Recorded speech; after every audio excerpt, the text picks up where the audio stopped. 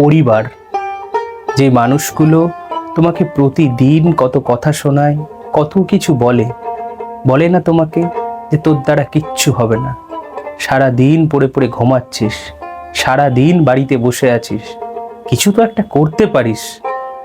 আসলে সেই মানুষগুলো চায় তুমি তোমার জীবনে পূর্ণ প্রতিষ্ঠিত হও, তাই তোমাকে তারা এত কথা শোনায়।